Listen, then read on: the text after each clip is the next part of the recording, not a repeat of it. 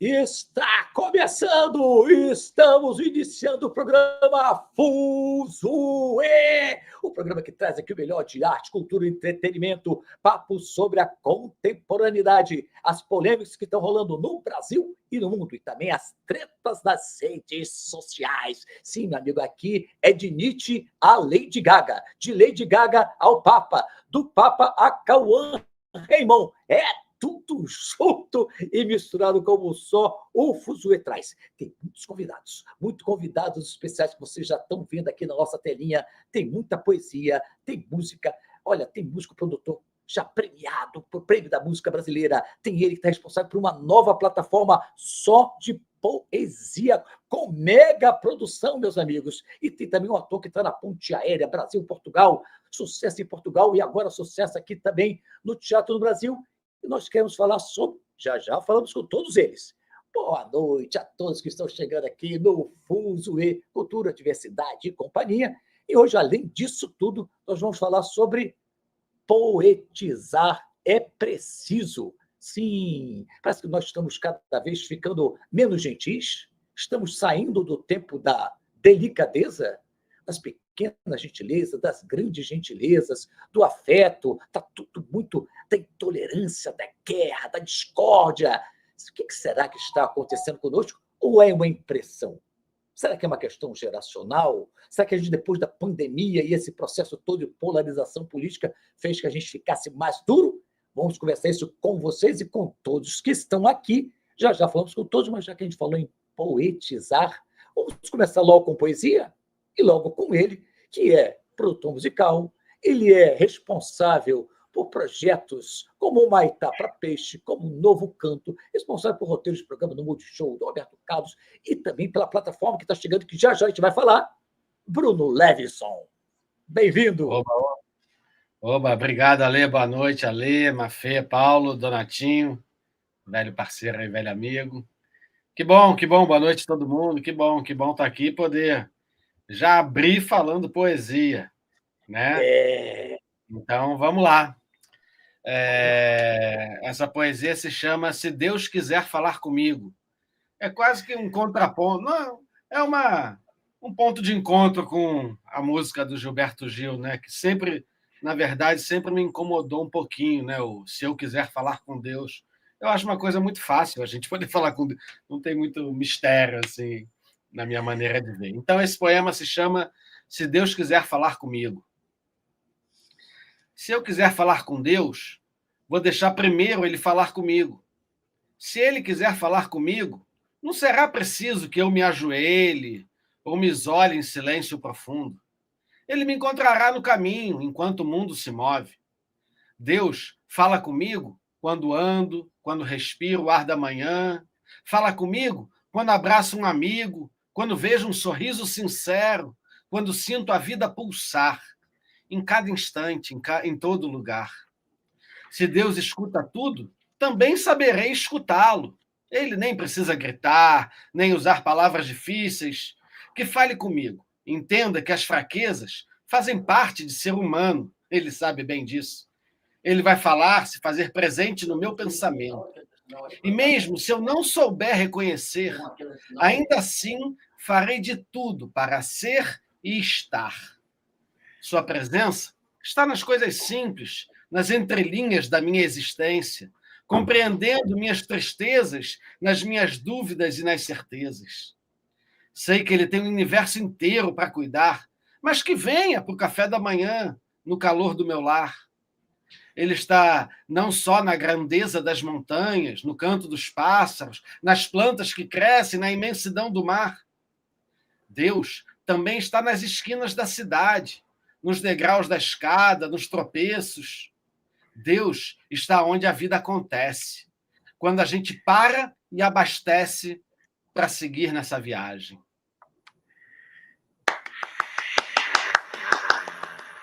Bruno Levinson abrindo com chave de ouro aqui o nosso Fuzue, que poetizar é preciso. Pois é, e você sabe que logo que eu li, eu chamei o Bruno a tem mais ou menos uma semana, e estava dizendo assim, poxa, Bruno, estou percebendo no seu feed lá do Instagram que tem mais poesia chegando, você está publicando mais poemas e tudo. E esse daí me chamou a atenção porque eu lembro, eu sou meio antigo também, quando a música do Gilberto Gil foi lançada, né? O Se Eu Quiser Falar com Deus, e tinha tanta coisa que você tinha que fazer se quisesse falar com Deus. Tinha que estar num lugar isolado, tinha que sentar assim, tinha que se sentir assim. Eu me lembro que, inclusive, foi logo depois, eu acho, um pouco, aconteceu a morte da Elis, então a gravação da Elis também cresceu muito. Eu disse, mas dá muito trabalho, e você aí facilitou as coisas, inverteu o processo, inclusive. E se ele quiser, é só chegar, não tem muita cerimônia, não, com Deus. Olha, daqui a pouco a gente fala mais com o Bruno, que está lançando essa plataforma totalmente dedicada à poesia. Já já vamos falar com todos os nossos convidados. Você que está chegando aí, boa noite, seja bem chegado. Hoje tem muito papo sobre arte, música, sobre Sintetiza Amor, Sintetiza Dois, sobre João Donato, sobre Portugal e Brasil, diferenças culturais, Abdias Nascimento, uma das lideranças negras mais importantes aqui.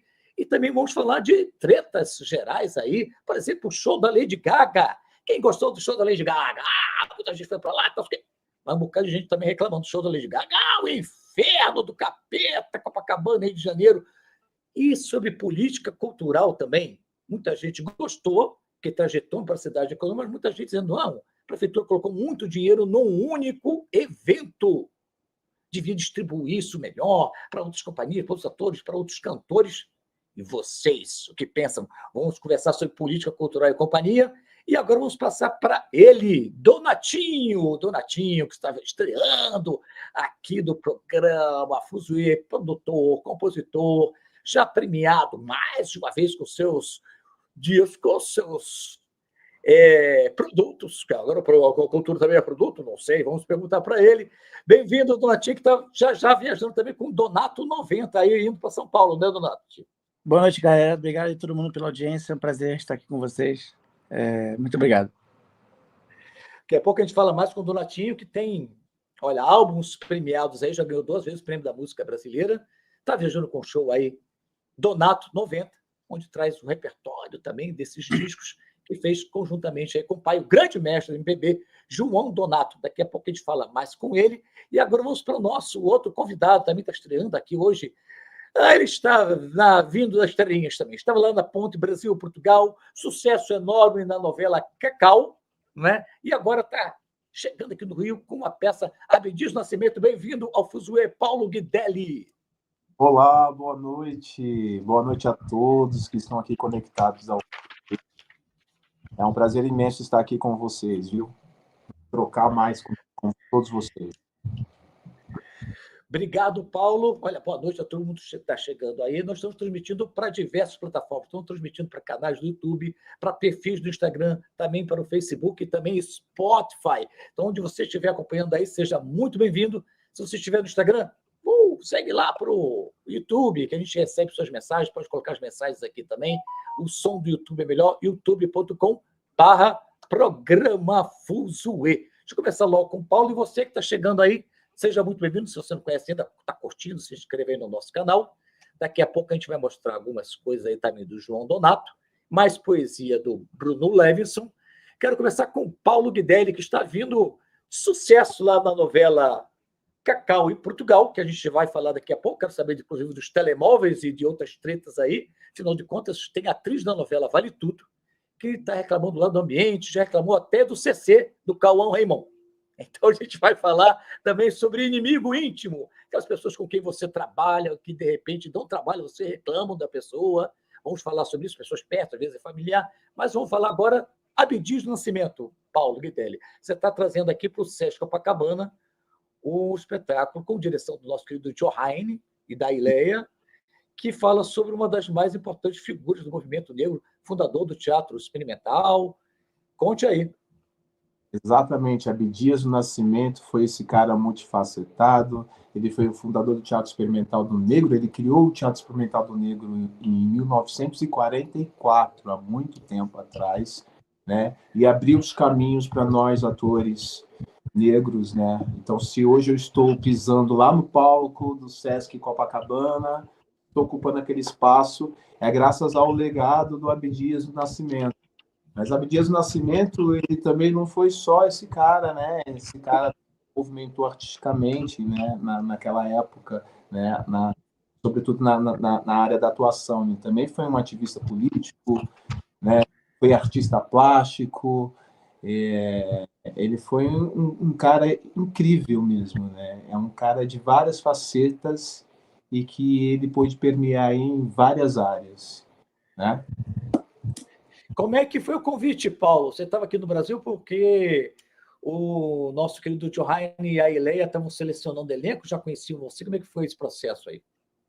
Então, eu faço parte do grupo de teatro Nós do Morro, né? Que é um projeto que tem no Vidigal. Nós do Morro tem 38 anos de existência e eu faço parte desse projeto, desse grupo, com muita alegria e com muita honra, há 12 anos, né? E o Johanne, que é o diretor do espetáculo, foi meu professor de movimento, né? E atualmente eu sou um dos multiplicadores lá do grupo de teatro, né? Então, sou um dos professores. E Johanne soube que eu tinha retornado para o Brasil e inicialmente o espetáculo seria um monólogo, né? E quem ia fazer seria o Lincoln Oliveira, né? Só ele que ia fazer o monólogo sobre Abdias, mas aí eles entraram num consenso, né? Toda a produção e os autores, que eles sentiram o desejo de colocar um ator, né? Uma figura que fizesse uma escada para o outro ator, que é o Lincoln Oliveira, que faz o Abdias do Nascimento, né? E aí tiveram a ideia de criar um espetáculo metalinguístico, né? Que é o teatro dentro do teatro, para quem não sabe. E a figura de um diretor que vai ensaiar um outro ator, um diretor mais novo, que vai ensaiar um outro ator, que vai montar um monólogo sobre o Abdias do Nascimento. E por conta dessa minha experiência também, não só como ator, mas também como multiplicador e diretor de atores, o Johanne me fez esse convite, né? E eu topei, porque está muito ali na área que eu permeio também, como multiplicador, né? Daqui a pouco a gente fala mais com o Paulo, vai saber mais do espetáculo, sobre a figura do Abdias do Nascimento. Daqui a pouco vamos falar também sobre a experiência dele em Portugal. Afinal de contas, fazer uma novela em Portugal está tornando-se assim uma coisa corriqueira para diversos atores brasileiros, mas a gente quer saber da experiência lá do Paulo, estava sendo reconhecido na rua. A novela Cacau passou na principal rede lá, foi um sucesso incrível. Daqui a pouco vamos querer saber mais do Paulo. Passa aqui para o Donatinho, daqui a pouco tem mais poesia com o nosso querido Bruno Levison.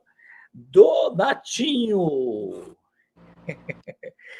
Você fez aí dois, já tinha sido premiado antes, mas vieram dois álbuns aí na sequência, Sintetiza Amor, depois Sintetiza 2, em parceria com seu pai, grande mestre da MPB, João Donato. Você também está viajando com Donato 90.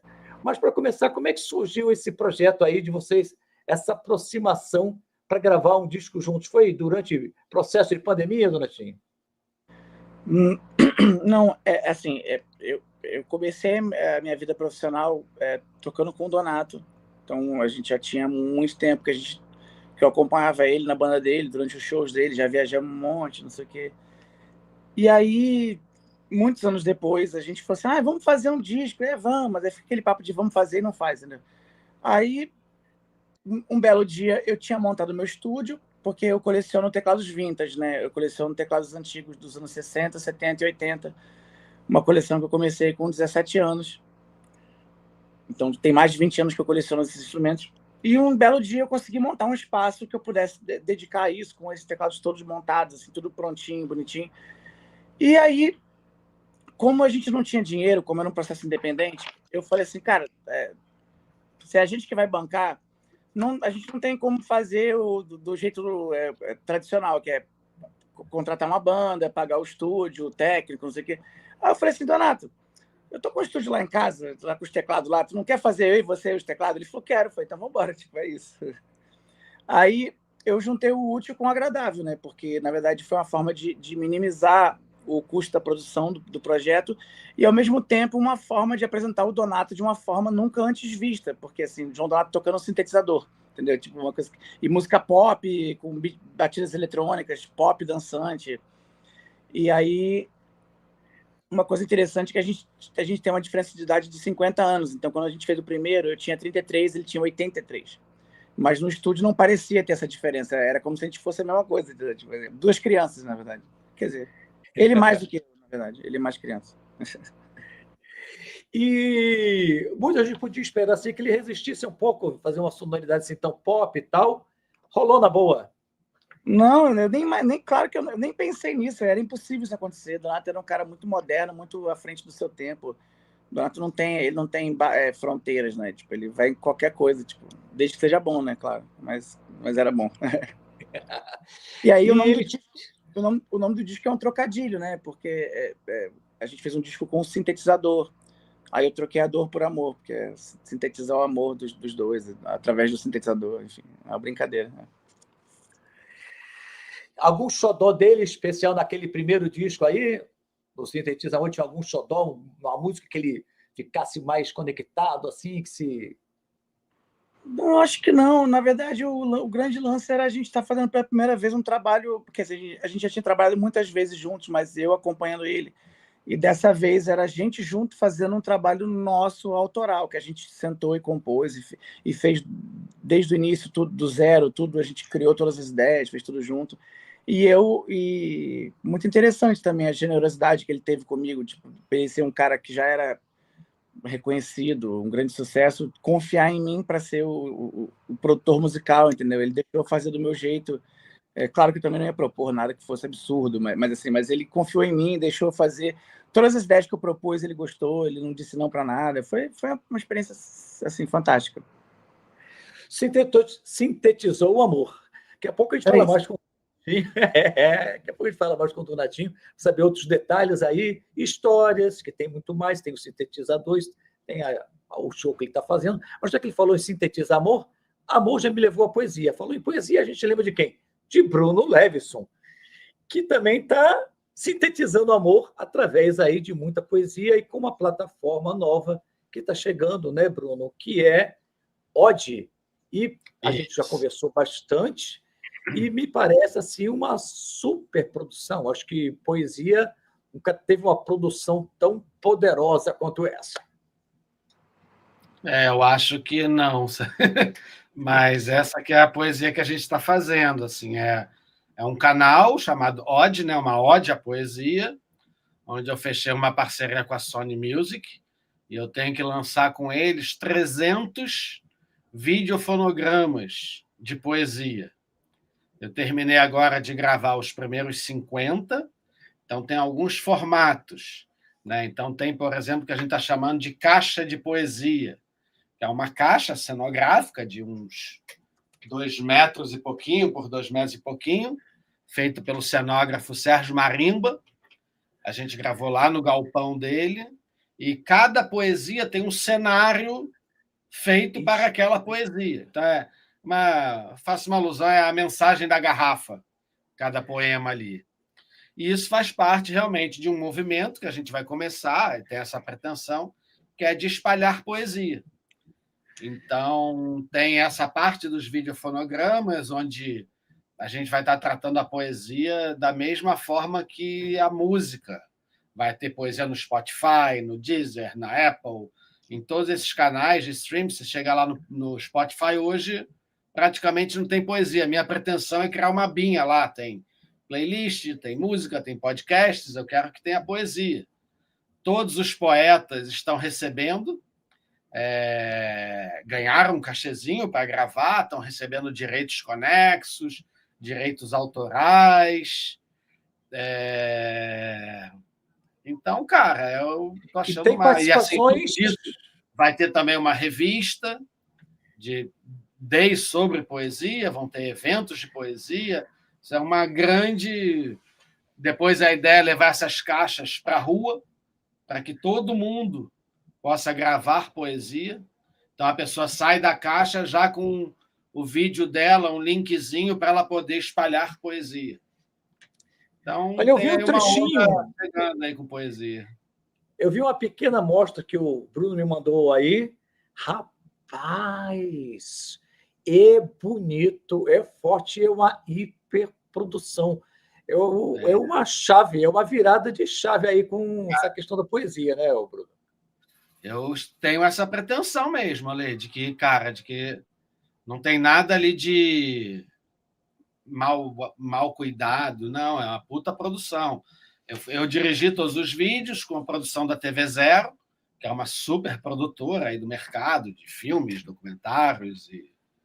Então, realmente é uma parada assim, muito digna, assim, muito bonita para os poetas, para a poesia. E tem alguns formatos. Então, esse formato da caixa, ele é um formato. Tem um outro formato que é o Poesia Tá em Casa, onde eu vou na casa de um poeta e converso sobre poesia, processos criativos, vejo a estante, os livros. Esse primeiro foi um querido, maravilhoso amigo, Mauro Santa Cecília, que infelizmente fez a passagem dele, e é um amigo muito querido, e foi muito emocionante. A gente já sabia, ele é muito meu amigo, já sabia que ele estava doente, assim, então ele quis muito falar de poesia. Então, esse é um formato. Um outro formato é uma conversa poética, onde a cada edição um poeta, uma poeta, é entrevistado por 3 outras pessoas. Nesse primeiro foi a Elisa Lucinda, que é uma grande referência em poesia oralizada, além da qualidade do texto, é uma pessoa que sempre levantou a bandeira da poesia falada. Então, são 3 pessoas entrevistando ela. A MC Martina, que é uma poetisa do Complexo do Alemão, que organiza o Slam Laje, sensacional. É a Luísa Musnich, uma outra poetisa que está super agora vendendo pra caramba o livro dela, mó barato. E uma estilista, a Alessa Migani. Então, E por que eu quis chamar também a Alessa Migani, que não escreve nada, ela é só uma estilista? Que eu acho que tem a ver com esse tema aqui do programa, de poetizar. Assim. Poesia, eu acho que mais do que um gênero literário, é uma maneira de enxergar o mundo, de se relacionar com o mundo, de se colocar no mundo. Então... E você sabe bem disso, né? Porque eu conheci o Bruno Levinson tem mais de 30 anos, meus amigos. Ele participava de um grupo que fez furor aqui na época, no Rio de Janeiro, influenciou outros grupos em outros lugares, que era o Poética, que era isso, foi também uma espécie, não é ousadia, não, eu dizer que deu uma renascida para uma geração inteira de uma forma de olhar para a poesia e de fazer poesia, que era uma poesia muito falada, muitas vezes performatizada, né, que eu tinha uma certa performance de grupo, e que modificou ali um cenário também cultural da época, né, Bruno? Foi muito bacana a época do Poética. Já era um grupo de poetas, a gente começou na casa de um da gente, fazia uns saraus, e a gente teve a necessidade, o desejo de ir para a rua. Aí a gente começou a falar poesia nos vagões do metrô. A gente se espalhava no vagão do metrô e um de cada vez mandava sua poesia. E isso foi uma experiência assim cidadã, assim muito legal, assim de várias pessoas deixavam de saltar na estação para seguir com a gente. Teve uma vez que um senhor, uma coisa linda, um senhor começou a declamar Castro Alves. Então, eu acho que a poesia ela tem essa força também, esse poder de... Ela ali é uma fagulhazinha, mas que se você soprar, ela fogueira, brota, ela queima, E eu acho que a gente está precisando muito, sabe? A poesia também é um pouco esse... É um tropeço, é um escorregão. Eu quero entrar nessa história aí, Bruno. Eu quero justamente trazer isso. Só quero antes falar para o pessoal que está assistindo aí por outros caminhos, se puder, vá lá para o YouTube, youtube.com/Programa Fuzuê. Boa noite a todo mundo que está seguindo aqui. Já passou Fernando Mascarenhas, já passou Vimelo, Elisa, Elsa, Carmen, Elaine, Paulo. Peraí, quem mais? Ricardo, Marcelo, Natália e mais um outro pessoal que está assistindo por aí em diversos canais. Obrigado pela presença. Segue mais. Tem mais gente lá no Instagram que eu não consigo ler muito. Boa noite a todos, sejam bem-vindos. O nosso querido Fernando Mascarenhas estava meio sumido. Um abraço para você, Fernando. Desfiz amizade com você. Não, Fernando. Do dia ele apareceu no perfil, você não é mais meu amigo. Ele realmente não eram mais amigos, você é da treta. Facebook querendo separar as pessoas, mas não, estamos amigos aí. E voltando a esse tema aí, Donatinho, você está sentindo falta de poesia na vida? Você acha que as pessoas estão querendo poetizar mesmo, no sentido mais amplo? A gente vai falar mais da ode ainda, mas eu tenho sentido assim, as pessoas um pouco mais duras, não sei se mais insensíveis e tudo mais. O que você acha, Donatinho? Eu acho As que pessoas assim. estão um pouco mais indelicadas, está faltando delicadeza. Mas não, isso aí sempre foi assim, né? Delicadeza, falta de delicadeza, falta de amor, isso aí sempre existiu, né? E aí, se não fosse a arte, né? Se não fosse a poesia, se não fosse a música, se não fosse o cinema, se não fosse o teatro, se não fosse isso, aí era pior do que já é, né? Na verdade, eu acho, né? Tipo, porque uma das poucas coisas boas que tem no mundo é... Não, desculpa, claro que tem muita coisa boa, mas eu digo assim, é porque a arte, ela meio que salva a parada, né? Porque o mundo, ele é caótico, ele tem guerra, tem preconceito, tem discriminação, tem inveja, ganância, sei lá o quê, blá, blá, blá. Enfim, e na verdade, a arte é uma forma de tornar a parada um pouco mais, assim, esperançosa, lúdica, fantástica, tipo, entendeu? É uma forma de enxergar o mundo de outro jeito, né? Porque, assim, por exemplo, uma coisa que eu vi muito durante a pandemia, pelo menos no início, né, que a gente ficou mais trancado, assim, que o pessoal falava assim, artista é tudo vagabundo. Eu queria ver, então, se você, quando estava trancado lá, você ia fazer o quê? Então, então imagina, você trancado em casa, não tem um livro para ler, não tem um Netflix para assistir, não tem Spotify para ouvir, vai fazer o quê? Vai ficar olhando para a parede? Aí o cara que fala que é vagabundo, então tá, então vai chamar a gatinha para sair? Vamos lá fazer o balanceamento do meu carro na oficina do Zé ali. Tipo, pô, claro que não, tu vai levar ela no cinema, né? Tipo, isso que eu tô falando, entendeu? Tá entendendo? Música vagabundo? Então vai você fazer, eu quero ver se você... Vai lá você fazer, então. Vai, quero ver você fazer. Enfia o dedo na tomada.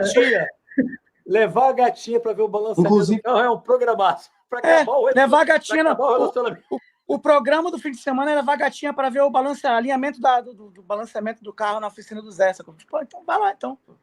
Então, enfia assim, o dedo na tomada para se divertir, que é bom. Bota o dedo na tomada. Tem um vídeo clássico do Gil que ele fala assim: cultura não é supérfluo, cultura é necessário.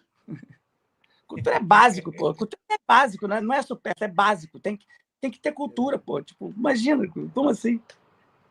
Inclusive, porque eu me senti assim, durante um certo período, eu me dei conta, eu acho, de uma certa camada, quase que de uma couraça, que eu mesmo fui criando em mim nos últimos tempos, em especial. Eu acho que coloca assim, não sei se pandemia como um divisor de águas, ou talvez o próprio governo Bolsonaro, que foi tudo mais ou menos junto, e a gente tendo que ficar nessa disputa, nesse discurso o tempo todo e rebatendo discursos. E aí estava outro dia assistindo um espetáculo da querida Ana Lu Prestes, que eu fui ver novamente, a partir de um texto da Lígia Fagundes Teres, o senhor diretor, e aí fui falar com ela, acabei me debulhando meio que em lágrimas ali, de pouquinhas, né? Aquela coisa de correr assim do olho, pela beleza que era, e da atuação dela, mas também dessa orivesaria, dessa coisa delicada, dessa coisa sutil. E aí estava passando pelo feed, também ouvi a poesia do Bruno Levisson. Duas ali que eu parei. Uma que ele dedicou meu Deus, Tamar, como é que é o... Link. Como é que... Tamara Klink. Tamara Klink. E que eu também chorei ali. Eu disse, meu Deus, como é que eu estou, ou como é que eu não estava há tanto tempo com essa sensibilidade, né? Eu me percebo assim, meio enrijecido, amigos que a gente perdeu, que a gente brigou por causa de política e de outras coisas. Então, acho que houve um pouco esse processo assim, de um endurecimento.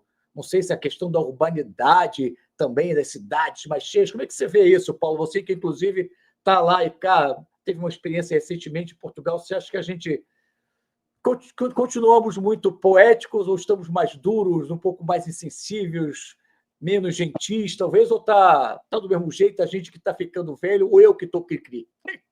Eu acho que depois da pandemia e depois desse movimento Bolsonaro, eu acho que as pessoas ficaram mais arísticas mesmo. A poesia se perdeu um pouco, sabe? E a pandemia ela foi muito cruel, né? Deixaram as pessoas doentes. Então, a gente agora está herdando aí sequelas da pandemia, né? E aí, ainda bem que nós temos aí o Bruno Levinson para propor aí esse levante, né? Trazer mais leveza para a gente, porque poesia é tudo. Inclusive, se não fosse as artes, né?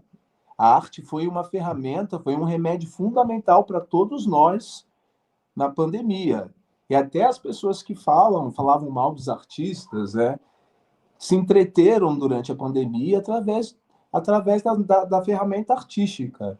Então, eu acho que é isso. Eu acho que hoje a gente está buscando aí sair dessa sequela e buscando mais leveza e buscando, sobretudo, mais poesia mesmo, mais arte para poder deixar esse mundo menos pesado e menos tenso, né?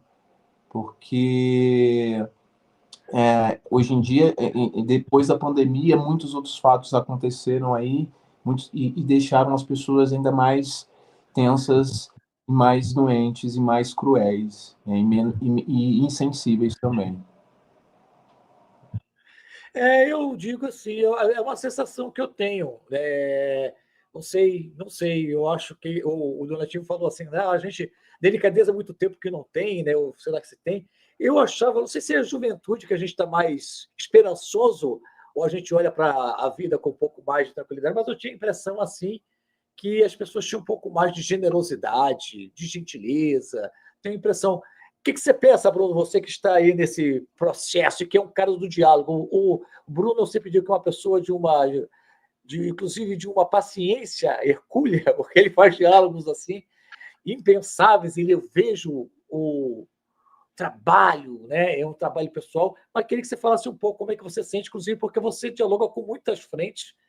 Como é que você vê essa coisa? Você acha que a gente está menos poético, mais ou menos delicado, ou está tudo como sempre foi? Eu não sei dizer se a gente está mais ou menos poético. Eu também não coloco a poesia só nesse lugar da delicadeza. A poesia ela também expurga, né? Mas eu acho que tudo isso está ligado a um fenômeno maior, que eu acho que é essa vida digital, essa coisa das redes sociais, né? As redes sociais, mais até do que exacerbar o ódio, como a gente vê tanto, ela exacerba o individualismo, né? Ela exacerba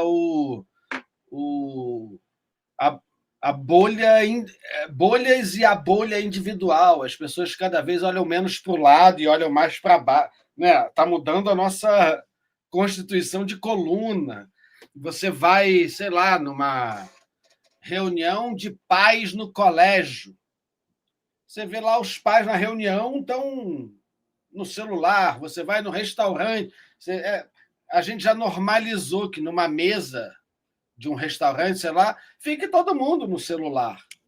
Então, acho que essa individualização do cidadão que vive em sociedade, eu acho isso realmente muito perigoso, porque faz você viver muito autocentrado. Você vive aqui fazendo todas as comparações com os seus próprios padrões. Ai, olha, essa pessoa está bonita, e geralmente acaba ficando essa coisa meio maniqueísta, né? Se isso é bonito ou é feio, ela é gorda ou ela é gostosa, ele é sei lá o quê, sabe? Esses parâmetros de uma padronização. E julgamentos, né? E que acaba virando um julgamento rápido, né? Julgamento muito então, rápido, sumário. Eu acho que isso é o pior. Mas só para terminar e dar a palavra aí para o Donatinho, eu não me desespero nesse sentido. Assim, o Paulo já falou desse termo, você, o Donatinho, a questão da esperança. Esperança é mais do que amor. Esperança é mais importante do que amor. A gente tem que ter. Se você não tem esperança, é o desespero. Então, acho que a gente tem que sempre cultivar a esperança. Então, quando você me vê lá nos debates, e realmente, cara, me toma tempo físico, tempo mental, porque eu realmente, cara, eu respondo a todo mundo, e não entro no ódio, eu vou no argumento, eu acabo cansando a pessoa, mas porque eu acho muito isso, assim, a gente não pode vilanizar o debate. Eu não me permito mais, e aconteceu muito, eu não me permito mais eu perder um amigo ou uma relação com um familiar por uma questão de política. Foda-se que o cara pensa que o cara até hoje defende o Bolsonaro. Tem um certo lugar aí que eu jogo pro foda-se. Porque isso é passagem. O Bolsonaro vai passar. E, de alguma forma, isso tudo tem um movimento aí que pode levar a gente para um lugar ainda melhor. Então, assim, eu acho que a gente tem que tomar esse cuidado de através do ódio, não tá você colocando para fora, na verdade, o teu ego, a tua vaidade. Eu preciso ganhar aquele debate.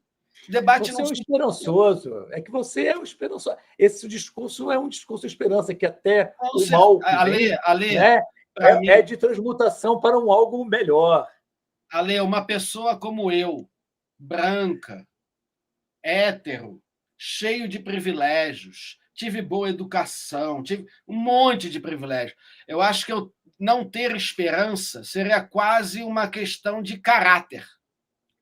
Eu acho que uma pessoa desesperançosa, para mim, isso tem a ver com o caráter daquela pessoa. Me senti culpado agora, que eu não ando tão esperançoso quanto você. É um exercício, cara. Esse é o exercício da poesia. A poesia ela nasce na fresta.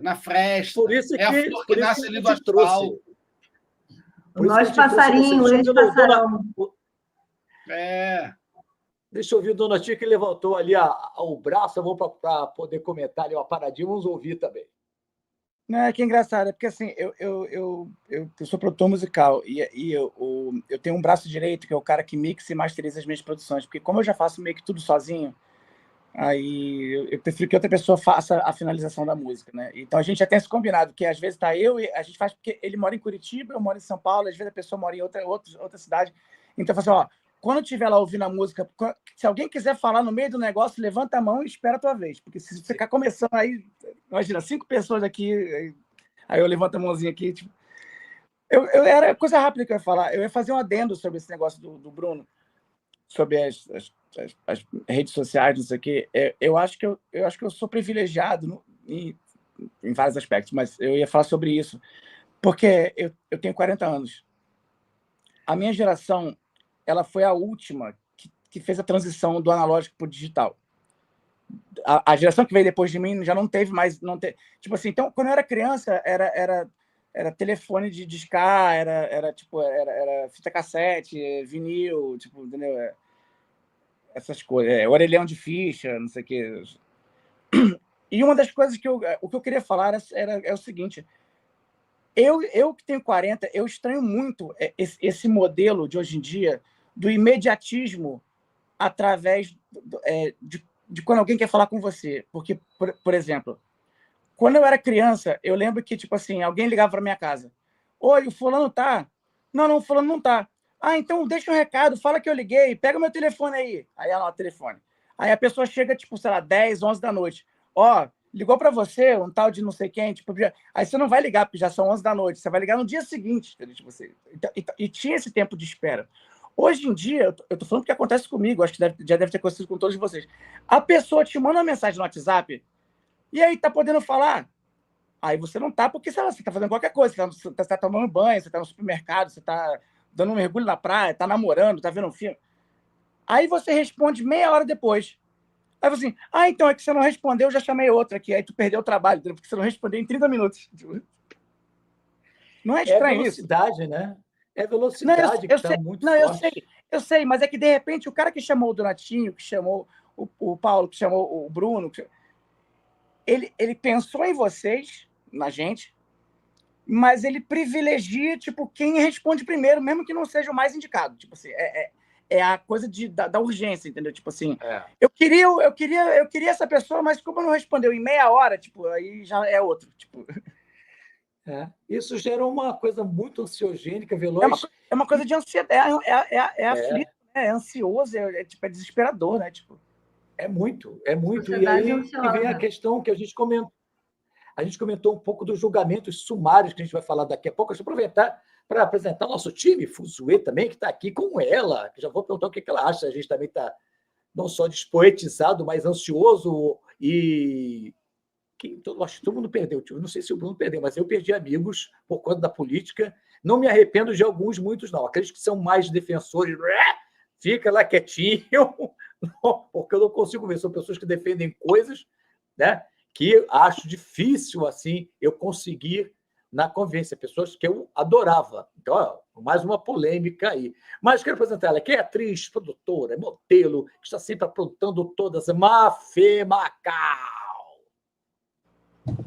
Boa noite, fuzueiros. Boa noite, Donatinho, Paulo, Bruno, Ale, meu querido, todo mundo que está acompanhando a gente aqui. Hoje a treta é grande, a poetisa também, poesia tem que continuar, tem que poetizar, tem que tretar, mas sem ansiedade, com muita calma, parcimônia, porque, como o Donatinho falou, realmente a gente vive numa sociedade ansiosa hoje em dia, e se não respirar, a gente pira. Então, a gente tem que fazer tudo com muita tranquilidade. E concordo com você, Bruno. Eu deixo a pessoa no cantinho ali do pensamento, mas eu não abro mão das pessoas. Eu não consigo abrir mão das pessoas na minha vida só por conta de uma forma que ela pensa. E essa é a política, não é mesmo? A gente também respeitar a forma que a pessoa pensa, mesmo que não seja lá muito do nosso jeitinho e nem muito correta que seja, né?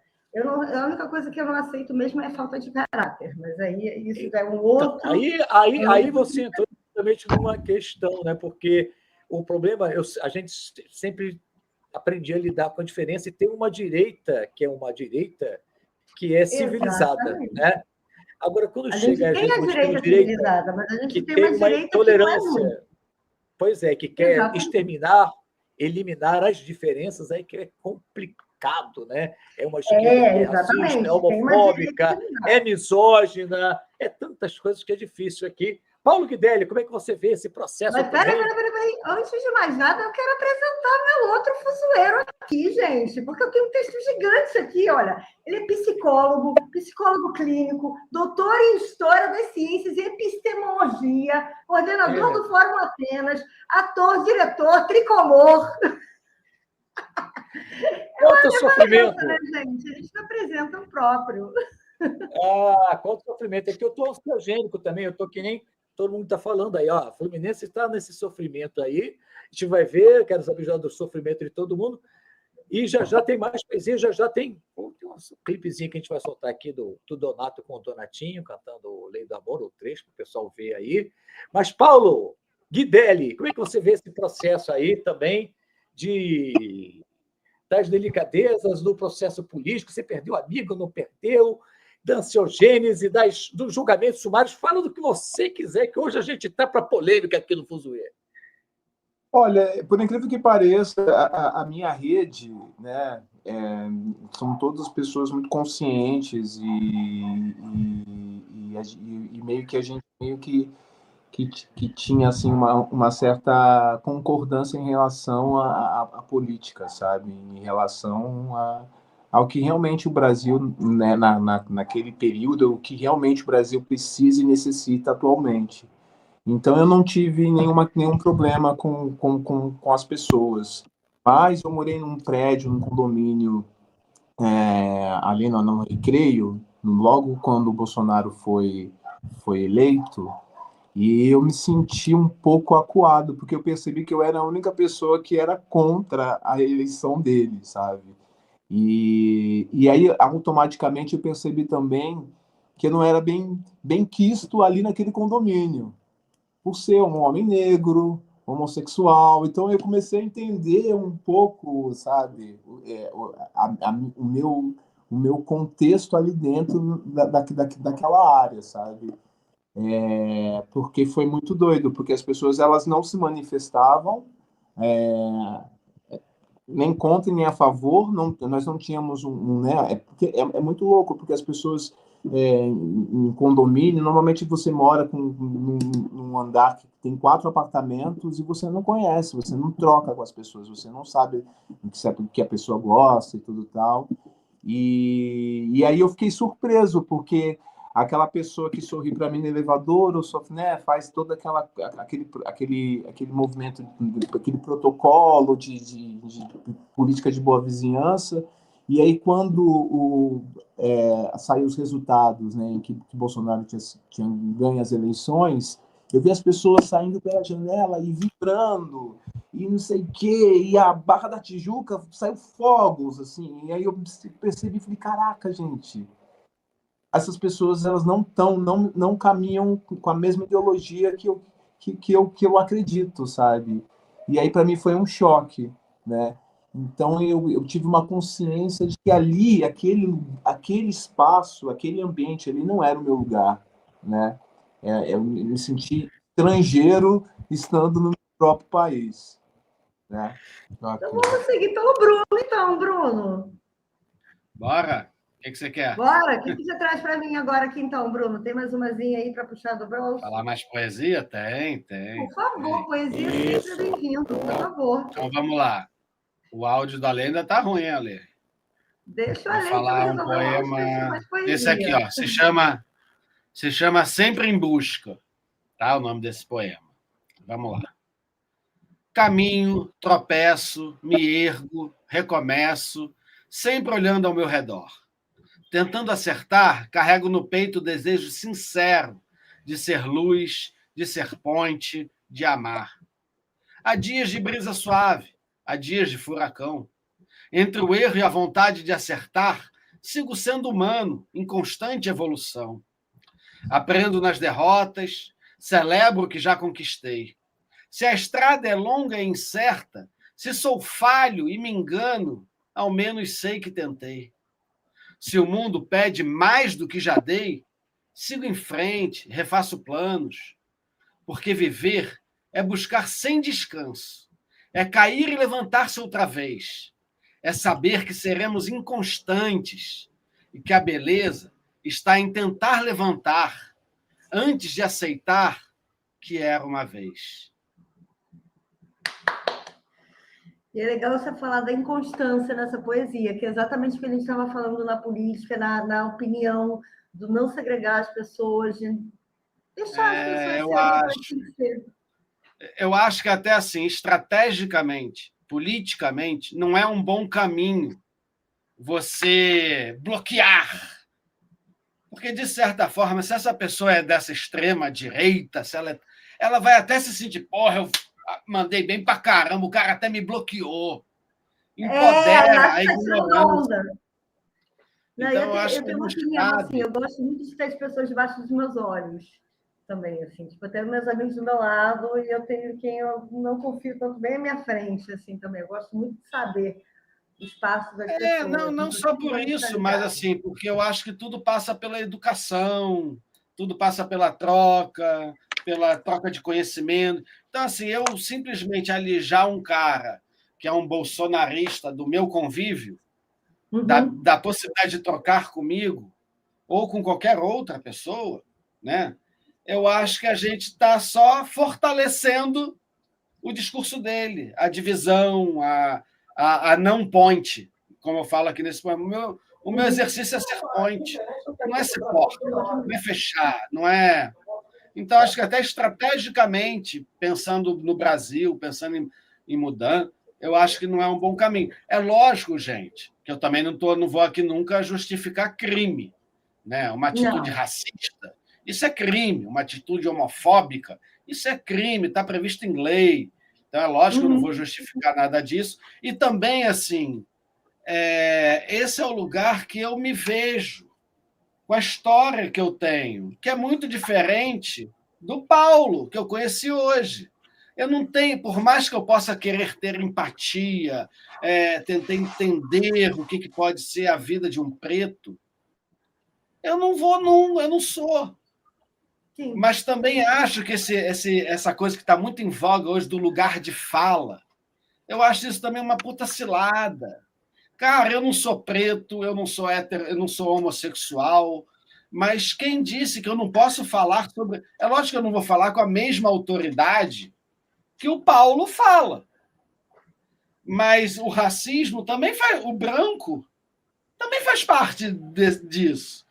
Então, eu acho que é muito mais importante a gente buscar lugares de escuta do que estar preocupado com o meu lugar de fala. As pessoas têm que se escutar mais. No início disso tudo, tem um cara até que eu admirava muito, ele é super famoso, aí foi para Anderson, esqueci agora o sobrenome dele, mas é um cara aí super uau, uau. E eu estava ali debatendo com ele, ele chega uma hora e diz para mim, olha, a minha missão é calar pessoas como você. Caralho, missão bomba, missão à toa. Calar pessoas como eu, então tá bom, então beijo, tchau. É porque a história do lugar de fala acabou tornando-se... É um argumento, né, que algumas pessoas têm usado, assim, que eu costumo dizer, o lugar de fala, que é uma coisa importante, porque ele tem uma experiência de primeira pessoa, que só aquela pessoa tem, que a gente sabe disso, mas a experiência em primeira pessoa é uma perspectiva, é um critério. Ele não é um único critério, porque todo mundo tem o seu lugar de fala e tem a sua experiência. Da mesma forma que a gente não pode falar sobre o que é a vivência de uma pessoa preta, a pessoa preta também não sabe o que é a pessoa branca. Sim, tem privilégios, é verdade, mas também a natureza do ser, né, que é essa questão ontológica, também é complicada. Né? Então, eu acho que esse espaço do diálogo tem que ser inclusivo, né? É inclusivo. Eu acho que esse negócio aí de lugar de fala é a maior cilada, é a maior casca de banana. Eu acho que quando os nossos ancestrais sentavam em roda, em volta do fogo, isso que nos torna humanos, muito mais do que falar, tinha gente escutando. Então, acho que é muito mais interessante a gente buscar os lugares de escuta. Então, cara, eu quero buscar o meu... Eu não quero... Não é uma questão eu dar lugar de fala para o Paulo. Eu, como cidadão, como homem branco, racista estrutural, eu, como essa pessoa que quero evoluir, eu tenho que me colocar no lugar de escuta do Paulo. Eu quero escutar o Paulo. Não porque... Não, você não pode... Você que tem lugar... Essa coisa do lugar de fala, eu acho que isso tem a mesma coisa a ver com o que eu estava falando de redes sociais. Ela só individualiza. Então, empodera. Eu entendo que... Eu entendo que durante muito tempo, e é justificável essa... homossexuais, trans, pretos, tinham muito pouco espaço, de fato. Então, eu entendo que tenha que vir mesmo assim mas a gente tem que evoluir, cara. Esse degrau, assim como eu entendo, e eu tenho alguns amigos, não tenho nem muitos, mas eu tenho alguns amigos pretos. Na minha escola não tinha ninguém preto. Na minha infância, eu não fiz uma amizade com uma pessoa preta de infância. Na verdade, teve um, depois até vou contar uma historinha assim. Mas, enfim, me perdi um pouquinho, mas eu acho que é isso. Assim, o lugar de fala tem a ver com essa coisa da individualização do eu estou aqui. Não, eu não quero saber o que ele dá. Eu que tenho lugar, eu que posso falar. Sobre preto, só preto pode falar. Sobre gay, só gay pode falar. Sobre judeu, eu sou de origem judaica. E isso me coloca em situações, o Alê tem acompanhado, bem conflituosas. Mas, cara, uma outra pessoa... A Mafê, o Donatinho, não pode falar sobre o Holocausto? Lógico que pode. Por exemplo. Então, cara, eu sou o cara que quero ver a ponte, eu não me nego ao debate, eu gosto mais de lugar de escuta que lugar de fala. Por isso que o Bruno está aí se poetizando a gente, trazendo poesia, para fazer justamente essas pontes. Eu quero já falar com o Donatinho do show que ele vai fazer, Donato Ventanos, em São Paulo, daqui a pouquinho. Antes, eu quero passar para o Paulo Guidelli, começar aqui a falar um pouco da... Estava fazendo a novela Cacau, e estava lá com o seu telemóvel. Como é que foi esta história de você estar lá fazendo um personagem que, aliás, tem uma conexão, né, porque chamava-se Tiradentes? Então, como é que foi esse processo e como é que você viu essas mudanças aí, Paulo, de atuar uma novela em Portugal? Primeiramente que foi uma loucura na minha vida, porque a gente, não sei se todo mundo sabe, mas depois da pandemia ou durante a pandemia, nós atores, nós fazemos testes através do celular, né? A gente chama de self-tape, né? E eu fiz um self-tape achando que não ia acontecer. Até parece que eu vou para o outro lado do oceano, vou fazer uma... Porque no primeiro momento falaram para mim que seria uma série, né? Uma série em Portugal.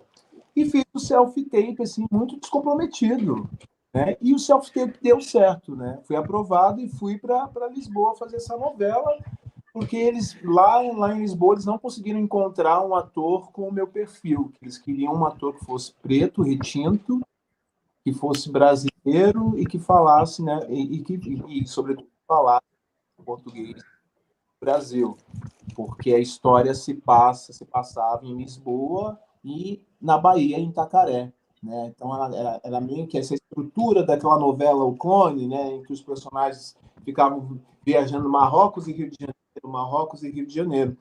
E foi um personagem muito bacana, e polêmico também, porque é um personagem que falava de reparação histórica o tempo todo, e ele odiava portugueses, né? Então ele ficava o tempo todo, né, lá no bar dele em Itacaré, falando que os portugueses devem tudo para os brasileiros, que eles roubaram e que essa reparação tem que acontecer, né? E meio que tocamos sobre o assunto que o Bruno acabou de falar, sobre esse lugar de fala. Foi muito interessante a minha conexão e a minha troca com a autora, que é uma mulher branca e portuguesa, né? Então, todo o percurso do meu personagem, né, sobretudo porque ele é um personagem polêmico, todo o percurso que ela fez junto comigo. Ela perguntou: e aí, Paulo, o que você acha? Porque eu sou uma mulher branca e o que você acha? Que se o seu personagem toma essa atitude, essa decisão, e se ele fala desse jeito, como é que é para você? Como é que você faria? Como é que você se comportaria com essa situação? E a gente conseguiu construir aí uma trajetória muito interessante para o meu personagem, porque a gente também ficou preocupado em relação, pelo fato dele ser um pouco muito fundamentalista, né, muito radical em relação aos pensamentos dele, em relação a essa coisa da reparação histórica. A gente ficou preocupado, nós, a autora e a direção, de eu sofrer algum tipo de violência nas ruas, né, lá em Lisboa, lá em Portugal. E aí o movimento foi ao contrário, né? Eu acho que o meu personagem... Você teve uma grande receptividade lá, né? Porque a gente conseguiu a gente abriu a discussão de uma maneira muito bacana, porque foi bem naquela época em que teve aquela situação que aquela senhora falou para uma outra brasileira lá no aeroporto: volte para tua terra, né? Coisas polêmicas, tanto que o meu personagem, ele vai para Lisboa, ele ironicamente se apaixona por uma luso-brasileira que está em Lisboa, então ele sai da Bahia e vai para Lisboa em nome do amor. Então ele vai em terra inimiga, né, para lutar por esse amor. Então, ou seja, o amor fez ele também rever os pensamentos deles, né, entender também que nem todo mundo é racista, né, os antepassados que né, as gerações anteriores que causaram todo esse movimento escravagista, né, e que às vezes a gente também não pode responsabilizar também as gerações atuais por uma coisa que aconteceu no passado, né? A gente tem que entender, né, que as pessoas têm que ter consciência em relação aos privilégios, né? Mas é exatamente isso. Mas o que aconteceu no passado, aconteceu no passado. Então foi muito interessante para a gente abrir essa discussão e andando nas ruas, eu senti o carinho dos portugueses.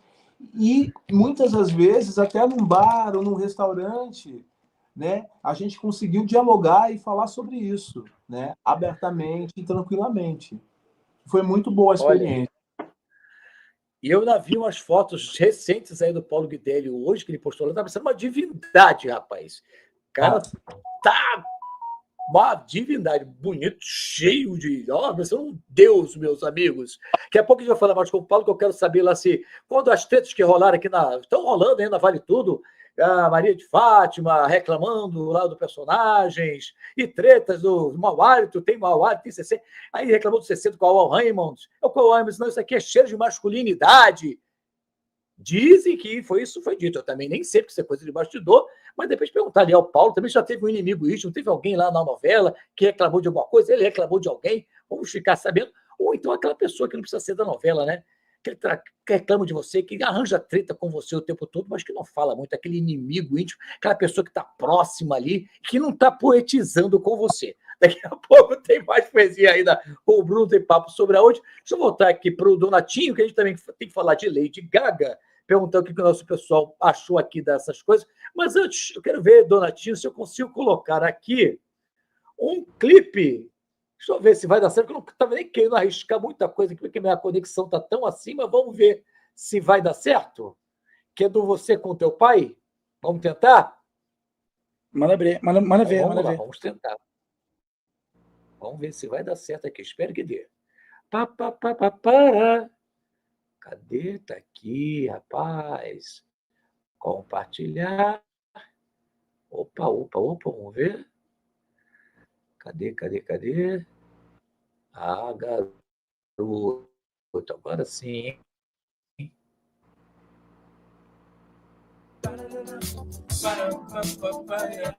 Agora o som não tá indo, é isso mesmo? O som tá indo? Mas que eu sei que o mapa vem mais além.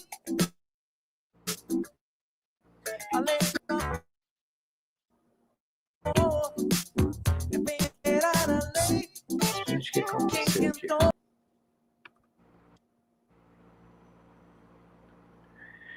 Deu certo ou não? Acho que não deu certo, né? Tá tudo certo, tá bom pra caramba. Foi um pedacinho só. Algo aqui não... mas algo aqui não deu. Mas já fica a dica para o pessoal. Está dizendo que ele está sem som, eu não estou entendendo porque está sem som. Hoje está difícil aqui comigo.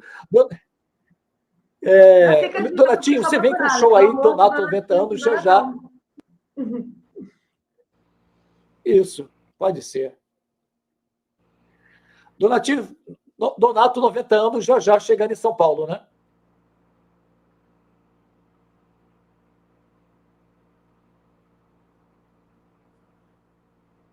Perdi o áudio. Vai você, Mafê. Estou entendendo. Mafê, vai você, Mafê. Oi, agora sou eu, fui eu. O que tem eu? Vou para quem? Vou para o Donatinho. Donatinho, fala do show para mim. No dia 23, no Sesc, como é que vai ser esse show? Conta pra gente. É porque Donato estaria completando 90 anos esse ano, né? E aí eu montei um tributo a ele, se chama Donato 90. E a ideia do show é tocar o mais próximo possível dos arranjos originais, das gravações, e contar a história da trajetória do Donato, né? De como que a música dele foi se transformando, porque a música dele era de um jeito no início, era mais samba jazz, daí depois teve uma fase psicodélica com o Bad Donato, depois a fase quando ele botou as letras das músicas, que aí tem uma sonoridade mais pop, até chegar na fase, né, latina, não sei o quê. Então eu vou contando essa historinha, e na banda tem integrantes da banda que são pessoas que também trabalharam com o Donato, como o Thiaguinho Silva, que é o baterista, que é filho do Robertinho Silva, que foi baterista do meu pai durante mais de 40 anos. Então, assim, tem todo um valor assim, emocional, simbólico, afetivo. Vai ser incrível. E assim, é necessário, né? Eu acho que assim, celebrar essa obra tão incrível do Donato. E eu que estava lá desde moleque, acompanhando ele nos shows, então eu aprendi ali, de ficar olhando ali, como é que ele fazia. Deixa eu ver como é que ele estava lá olhando. Fui absorvendo, né, as ideias, as mensagens. Então eu tive essa ideia de fazer esse tributo a ele de um jeito assim intimista e afetivo, né, carinhoso. E é incrível que você fala que seu pai quebrava padrões. Eu nunca vou esquecer o lançamento do Quem é Quem, em 73. Que não teve essa história clássica. Exatamente, porque não teve um grande lançamento na gravadora. E o João Donato, ele fez o quê? Ele foi para o Alto da Monteiro da Glória fazer o lançamento do seu LP. Peraí. A história é a seguinte: ele gravou o disco E aí passou, sei lá, um mês, sei lá quanto tempo, um mês e pouco, e não se falava sobre o lançamento, não sei o que ninguém. Aí ele foi lá, falou assim: e aí, como é que vai ser? Não vai ter o lançamento? Donato, é porque você não é muito pop, né? Você não vende muito, então a gente resolveu não lançar. Aí ele falou: então peraí. Aí ele chamou a televisão, chamou o jornal, subiu lá no Outeiro da Glória, na igreja, pegou uma caixa de vinil e lançou. Aí João Donato ele lançou um monte de vinil lá do. Literalmente, ele lançou. Foi o lançamento. Gente, lançamento, perfeito. Não, aí foi legal, porque aí passou na televisão, saiu matéria no jornal. Aí ele Viralizou. Aí conseguiu. Se fosse hoje, ele diz que viralizou, né? É o que a gente chama, ele viralizou nos anos 70. Isso que é incrível, você fala dele quebrar padrões, e quebrou o padrão ali. Eu acho que puxa muito daí vocês também, né? Eu acho isso incrível. E no Sintetiza Amor você vê muito isso, né? E agora no Sintetiza 2 eu quero ver, que eu ainda não vi tudo. Eu queria perguntar a vocês aí agora também, já que tem muita gente da música, do teatro, do cinema, tem gente que está nessas pontes aéreas também aqui na cultura. Lady Gaga! O Donatinho já falou que não foi, o Bruno Leves também não foi, o Paulo Guidelli foi, mas independente de ir, esses grandes shows, às vezes dá vontade de ir, às vezes não dá vontade de ir. O que vocês pensam assim, em termos de política cultural? Porque tem um certo investimento que tem retorno, a gente sai para a cidade como um todo, tem retorno, mas muita gente falando, poderia investir esse dinheiro em várias bandas, em vários shows, em diversos artistas, algo que durasse o ano inteiro, se é que não tem espaço para as duas coisas, mas parece que o investimento da prefeitura para o ano todo, aqui no Rio, foi algo perto do investimento de um único show da Lady Gaga, mais ou menos. Talvez 30 milhões ao longo do ano, e para a prefeitura ficou em torno de 15 só o show da Lady Gaga, dividindo aqui com o governo do estado. Queria que vocês pensassem aí, Donatinho, começar com o Donatinho e o Bruno, porque são da área. Na hora que vocês quiserem. O Bruno já abriu o microfone, fala você mesmo, Bruno. Cara, eu acho que foi sensacional. Acho que o prefeito mandou bem pra caramba. Tomara que tenha mesmo todo maio um evento desse. Eu acho quase que... Cara, eu acho uma coisa chata, assim, questionar que a prefeitura investiu 15 milhões, mas você vai ver quanto que ela só o que ela arrecadou de impostos, de serviços, como se chama no mercado empresarial, o ROI desse investimento foi altíssimo, assim, o que teve de retorno de grana, eu estou falando. Fora o retorno de exposição, de marca Rio de Janeiro, desse valor, que eu acho que é um dos nossos maiores valores, que é o de saber de receber, de ser alegre, de comunhar a alegria assim, junto. Pô, bicho, o cara botou lá 15 milhões, quanto que vale a alegria de 2 milhões e 100 mil pessoas que estavam lá? Então, eu acho... questionar isso, acho assim. A galera que está sempre questionando a cultura, está sempre questionando o valor da cultura. Cultura sempre vale a pena. Olha que investimento maravilhoso na cultura que foi feito. O mundo inteiro viu o Brasil numa manifestação cultural. Mas a crítica que fazem, me parece, Bruno, é justamente o que, embora tenha sido um evento no Rio, não é um evento de cultura brasileira, não é um evento dos artistas brasileiros, né? Então fica essa podia ter investido também aqui, ter tido um show anterior, ter tido outros artistas envolvidos, ou vários palcos com outros artistas. Eu acho isso uma besteira.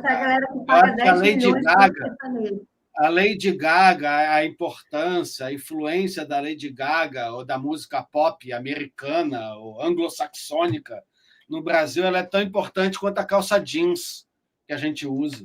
Eu acho isso também... Eu acho a Lady Gaga tocar na praia de Copacabana extremamente valioso para a cultura brasileira, para o público que consome cultura no Brasil, para a imagem do Brasil e do Rio de Janeiro lá fora, para a gente ter essa experiência de alegria em comunhão, 2 milhões e 100 mil pessoas.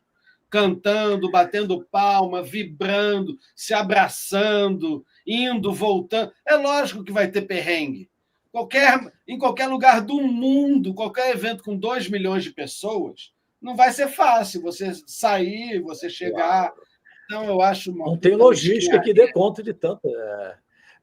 Mafê, eu já vou te ouvir. Deixa eu só ouvir o Donatinho primeiro ali para ver que ele também é da área da música e tal. O que ele pensa aí sobre esta situação?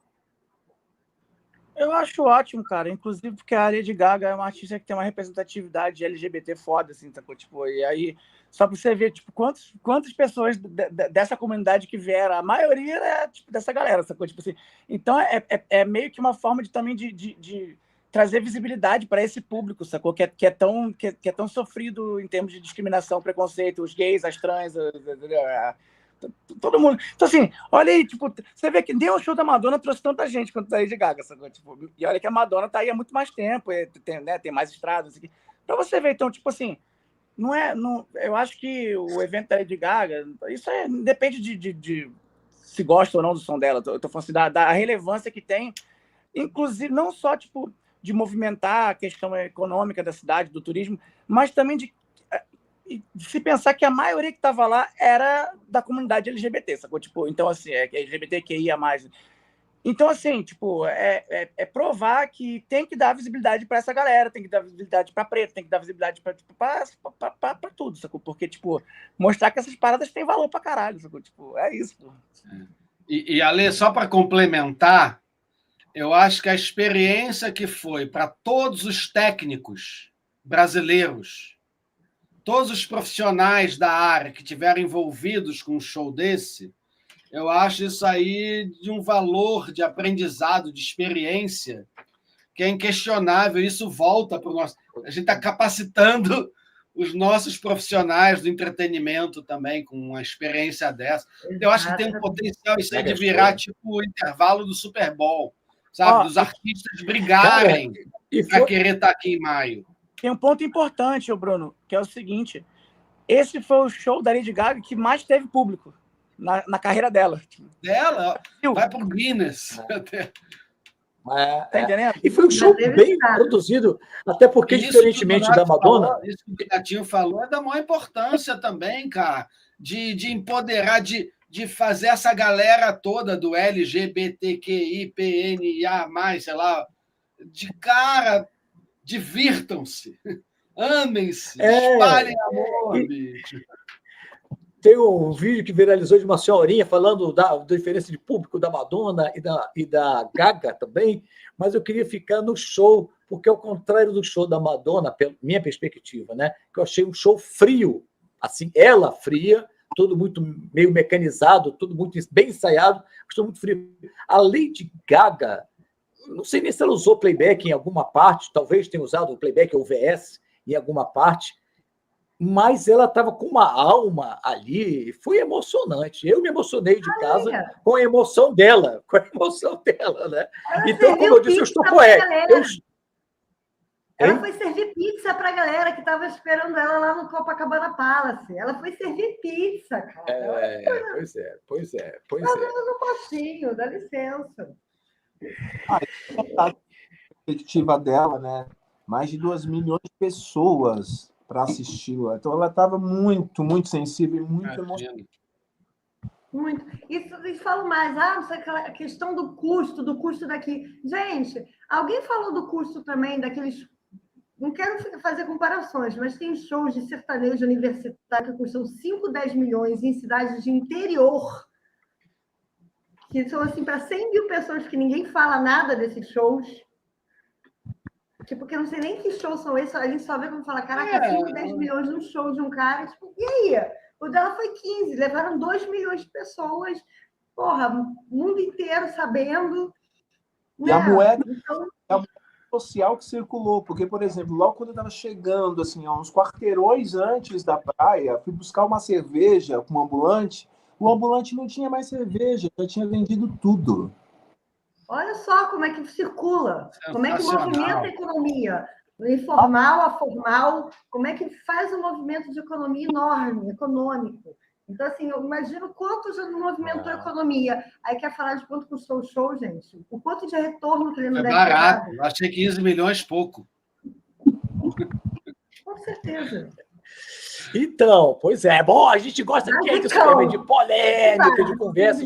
E das pessoas que pensam diferentes também, mas é isso, tem muitos argumentos a favor também de visibilidade para a cidade, de investimento, de retorno. E quem sabe, eu acho que seria super bacana para fechar a conta, que boa parte desse retorno que houve para a cidade de impostos reinvestisse na cultura, redistribuindo esses valores aí para grupos de teatro, para grupos de música, shows em outros lugares, que as lonas culturais recebam mais verba e mais dinheiro também, porque às vezes o pessoal, eu ouço reclamações de quanto chega pouca verba lá. Os teatros do Rio de Janeiro já melhoraram muito, a gente sabe de uma época aí que os teatros estavam abandonados, ainda tem muita coisa para melhorar, né? Inclusive porque a cidade perdeu os teatros aí e que nunca mais voltaram, né? Fizeram uns acordos aí que nunca mais. O Teatro Glória perdemos, o Eike Batista, se quer fazer um outro teatro em outro lugar, até hoje não apareceu. Perdemos outros para as igrejas, tomara que volte mais.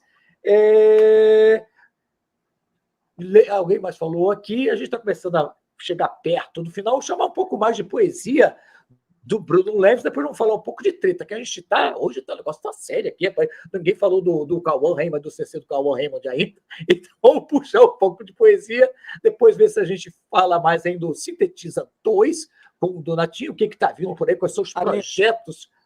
Ali, só para lembrar que daqui a pouco eu vou ter que sair, porque eu tenho que voltar para São Paulo, eu tenho meu ônibus, só para te avisar. Não, mais 10 minutos aí. Eu estou ligado no horário. Daqui a 15 minutos a gente está encerrando aqui, mais ou menos, Donatinho. Fica tranquilo que eu estou ligadíssimo aqui, estou esperto. Ninguém vai deixar você perder esse busão, não, um ônibus super luxuoso para São Paulo. Fica tranquilo que vai fazer show lá. Bruno, solta mais uma poesia para a gente aí, por gentileza, do que você quiser. Maior prazer. Essa aqui se chama... Desculpa. Preciso menos do que tenho, mesmo quando quero mais. Vou celebrar o tempo, essa estrada de vento que passa por mim. Vou festejar se tento, para saber que o tempo sempre passa assim. Preciso menos do que tenho, mesmo quando quero mais. Vou curtir o momento, o efêmero que não volta atrás, jamais. Vou esquecer o lamento, hoje sei que sonhos são reais.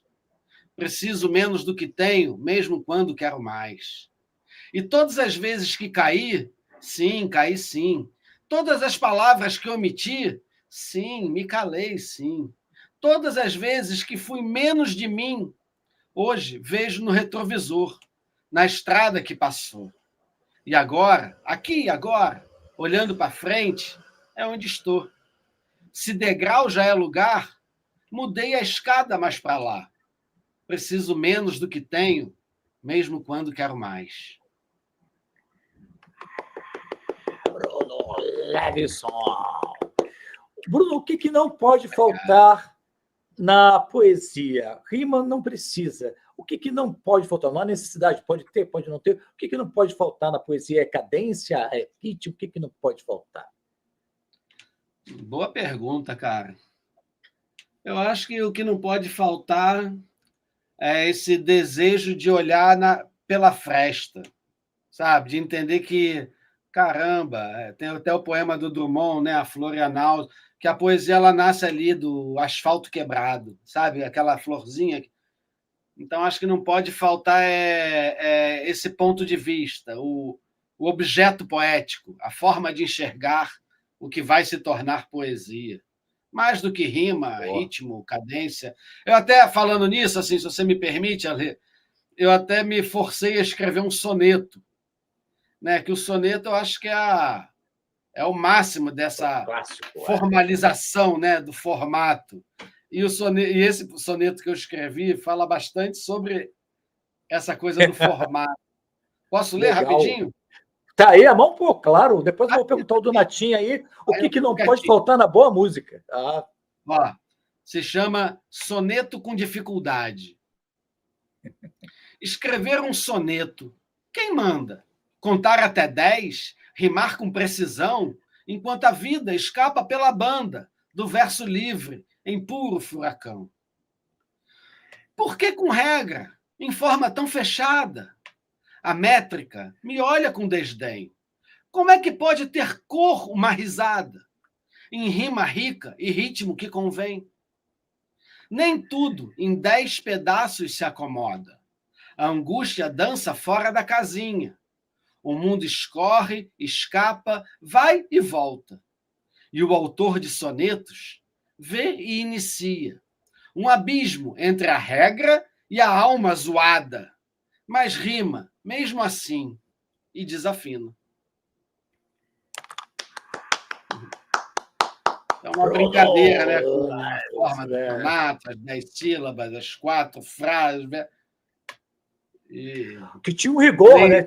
Muito de rigor, né? Então, ao mesmo tempo que eu estou fazendo um soneto, eu estou dizendo quanta besteira a gente ter formato para escrever poesia. O que remete também ao se eu quiser falar com Deus e se o Deus quiser falar comigo, porque tudo estava muito cheio de regras e o Bruno vai desconstruindo aí as regras no seu fazer. Olha, até que deu um fechamento aí. Não é? Donatinho, o que não pode faltar na boa música, Donatinho? É a música ser boa. É isso. Faz uma música ser boa. Vamos dar de jornalista agora aqui. Cara, a música ser boa, ela tem que tocar o coração das pessoas, né? Digo assim, mas porque, por exemplo, esse assunto é polêmico, assim, mas o que me incomoda hoje em dia é que, assim, eu não sou contra que tenha música apelativa, com teor sexual, que tenha conteúdo vazio. Eu me incomoda que só tenha isso, né? Tipo assim, porque eu acho que pode falar de putaria, pode falar de vamos beber pra balada, não sei o quê. Pode ser, é legal que tenha também, mas é que só ter isso é que me incomoda, entendeu? Porque, tipo... E, assim, e se você olhar para trás, a música pop de antigamente, ela tinha mais poesia. Tipo, por exemplo, se a gente for pegar o Jorge Ben, se a gente for pegar o Tom Jobim, se a gente for pegar sei lá, o Steve Wonder, se a gente... Enfim, posso dar inúmeros exemplos aqui. Mas, porque, na verdade... a música nunca precisou ser apelativa para que ela fizesse sucesso, tipo assim, em algum momento da história mercadológica alguém entubou na galera que tem que ser apelativo para fazer sucesso. Mas, por exemplo, eu sou contra isso, cara, porque as minhas músicas, pelo menos eu faço questão de que tenha conteúdo. Vou dar um exemplo. Eu estava tocando a música Lei do Amor, do meu disco Meu Pai. Essa letra é do Roger. Eu vou só recitar rapidinho. Ela fala assim, Lei do Amor. Ninguém consegue superar a lei. Quem tentou foi menor. É mais que o céu, que o mar, bem mais além. A lei do amor é bem maior. Agora que é a parte que eu mais gosto, que é quando o Donato canta. A felicidade mora aí, na lei mais poderosa que eu já vi. Para sempre vai ganhar. Mesmo se perder, se viveu de amar, valeu viver. Isso aí. Pois é.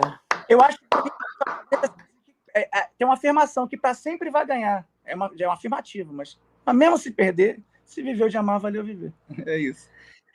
Acho que está faltando até diversidade também, né? A nossa música está pautada hoje basicamente por sertanejo, funk e, sei lá, pagode.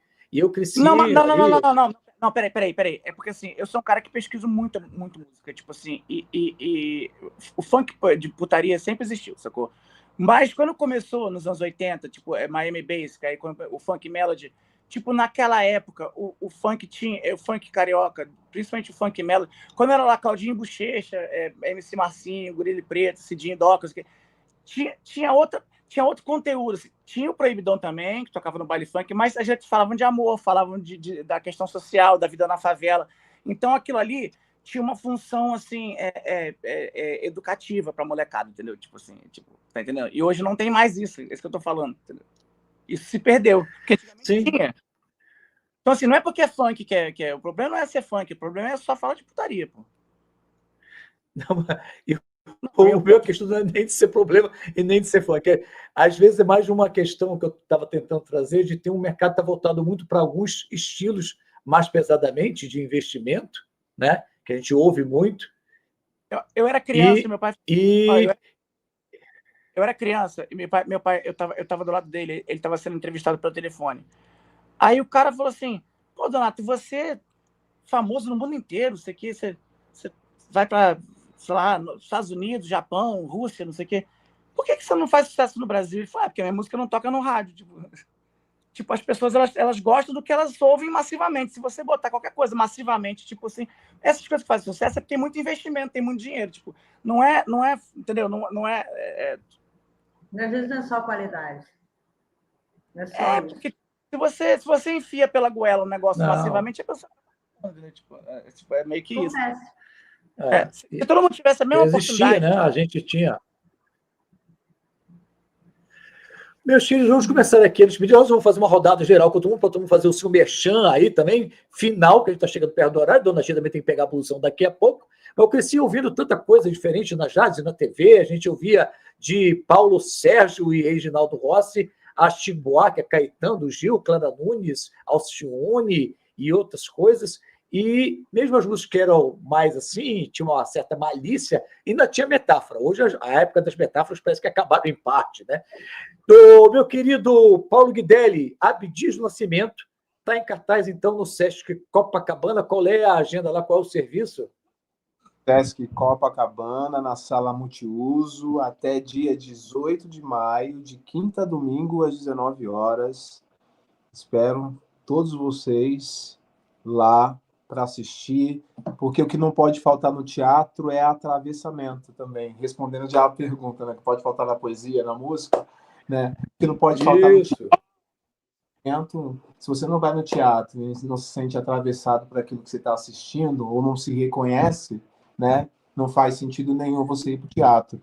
E é uma peça que ela nos atravessa, sobretudo pela temática e pela grandiosidade que o Abdias tem, e a história dele tem, sabe? Então é isso. Sesc Copacabana, até dia 18 de maio, de quinta a domingo, às 19 horas. Vi um vídeo lá no perfil de vocês, da peça do Abdias Nascimento, que, repito, é uma figura, né, o Paulo, de uma importância grandiosa, além de muito artista, autor, artista plástico, liderança política, fundador do Teatro Experimental do Negro. Ele traz uma riqueza enorme e eu vi um vídeo de vocês lá com casa lotada, hein? Sim, sim. A gente está com casa lotada, eu fico muito feliz com isso, né? Porque a gente está alcançando o nosso objetivo. E aí eu espero também que ao encerrar essa temporada, a gente também já emende com outras temporadas, viagem, vá para outros estados, para outros países, porque é um cara que ele precisa, para quem não conhece, né? Precisa conhecer a história desse cara, que ele foi um grande homem, né? Um grande artista, né? Um ativista político e, sobretudo, um antirracista, né? Naquela época, né? Onde era muito mais forte. Então, ele foi um resistente, né? Muito bem. E olha, quero dizer que dia 21, tem mais Fuzue, semana que vem não tem Fuzue, mas dia 21 a gente volta aqui com... Eu estou travado não, né? Não. Deu uma travadinha? Não? Então, dia 21 a gente volta aqui, mais para frente, olha, tem as presenças do ator Vitor Thierry, que está em diversas séries, tem Miguel da Pandeirada, diretamente lá de Pernambuco, com música da melhor qualidade. Se você não está inscrito, inscreva-se aí. Eu descobri que a Vivo esteve aqui no prédio, a nossa querida Vivo, que presta serviço de internet para mim. À noite, pelo jeito, ela prejudicou alguns dos seus clientes, eu, inclusive. Já perdemos a TV aqui também. A pessoa que estava querendo ver o jogo do Flamengo já está reclamando. Então, Vivo, pelo amor de Deus, né? Donatinho, é dia 23 de maio que tem show, é isso? Lá no Sesc? 23 de maio, Sesc Pompeia, Donato 90. Só saber chegar, ritmo jovem e clima de paquera. Mas você não está paquerando, você está casado, né? Tô casadíssimo. Amo a minha mulher, Letícia Imperador, maravilhosa. Então, Sesc, dia 23 de maio. Sigam lá também os canais do Donatinho, lá no YouTube e companhia, para vocês ficarem por dentro de todo o som dele. E Bruno Levison, aonde, quando é que deve estar chegando aí para todo mundo com... Tem participações especiais que você acha que não comentou ainda, de pessoal que está participando das gravações também, né, Bruno? Ó, nessa primeira leva, a gente tem o Michel Melamed, o Alain Dias Castro, a Maria Rezende, a MC Martina, o WJ, que é um poeta incrível, formidável, o WJ, o Vitor Izenzi, o Mauro Santa Cecília e a Elisa Lucinda. São os 8 dessa leva. Para a próxima leva, a gente já tem 15 poemas inéditos do Yuca, do Marcelo Yuca, coisas inéditas dele, e estamos começando agora a pensar nos próximos. E a gente deve estar lançando a Ode, eu imagino que até o meio do mês que vem deve estar indo para o ar. Meio de junho. E aí vai estar no Spotify, no YouTube e companhia, é isso? Vai estar em tudo, vai estar em tudo, vai ter uma mídia, imprensa, vai ser, cara, realmente botar a poesia num lugar que ela acha. A minha pretensão, sendo bem realmente é essa, botar a poesia num lugar que ela ainda não esteve, que ela não. Ela merece. E não é à toa, é porque, cara, está tendo muita poesia. A poesia está num momento muito legal, muito forte, através das batalhas de MCs. E eu acho que a poesia se adequa muito ao tempo, né, de conteúdo mais curto. Estou bem animado. Para mim, cara, é o projeto da minha vida. Legal, porque tem essas... chegar aqui. Poetizar é preciso. Tudo concluiu para chegar. Eu acho que sim, eu sinto dessa Poetizar. forma. Então, olha só, meus amigos, a gente vai começar. Vamos embora. A gente vai começar a encerrar e se despedir aqui. Lembrando que dia 21 tem mais Fuzuê. Donatinho está no Sesc Copacabana, dia 23 de maio. Paulo Guidelli, já me troquei tudo. O Donatinho está lá no Sesc São Paulo. O Paulo Guidelli no Sesc aqui do Rio, em Copacabana. E a plataforma hoje para todo mundo, todo o Brasil, com o nosso querido Bruno Leves. A gente volta dia 21 com muita gente aí, Vitor Tiré e Miguel Pandeirada e companhia. Muito obrigado. Se você não está inscrito, inscreva-se. Pedir para quê? A gente falou em poetizar, vamos fechar com poesia do nosso querido Bruno, uma coisa leve e doce, para a gente poetizar a nossa madrugada e todo mundo ir dormir feliz. Tá bom. Então tá, vou falar um poema que você tinha me pedido, Alex, que você gostou, que se chama Um Terremoto em Mim. Coleção de momentos perdidos no baú. Aquela canção que não sai da cabeça, Ouro de Tolo, do Raul. O passado é para sempre, o futuro não. E assim vamos pelo presente, sempre perguntando que horas são. Tenho andado com frio nos pés. As pedras do caminho vieram para dentro de mim, meu rim. Não vejo saída no horizonte, mas tenho minha capa de herói. Não existem pegadas no mar. Não se deixa digitais no fogo. Tem um terremoto dentro de mim, uma placa tectônica movendo no meu peito. Nessa noite, que não consigo dormir, eu grito. Que mundo é esse que viemos parar? Qual a palavra para nos salvar? E se a gente mudasse a direção? Vamos voltar? Evoluir pode ser não ir, é deixar para trás. Podíamos fazer diferente. Chegou a hora do daqui para frente. Obrigado. E já que chegou ao... Que apoteótico terminarmos assim, o melhor de tudo, absolutamente congruente com tudo que nós falamos e fizemos. Não deu tempo de falar do Inimigo Hit, para ficar para o próximo programa. Obrigado a todos aqui que acompanham a gente agora no ao vivo ou depois. A gente está aí com programas com mais de 3, 5, 10 mil visualizações. Entre lá na gente no Facebook, no YouTube, Instagram. Boa noite a todos. Obrigado, Donatinho. Valeu, querido. Valeu, beijo. Obrigado, Paulo. Obrigado, Bruno Levinson. Boa noite. Até a próxima. Valeu, gente. Boa noite.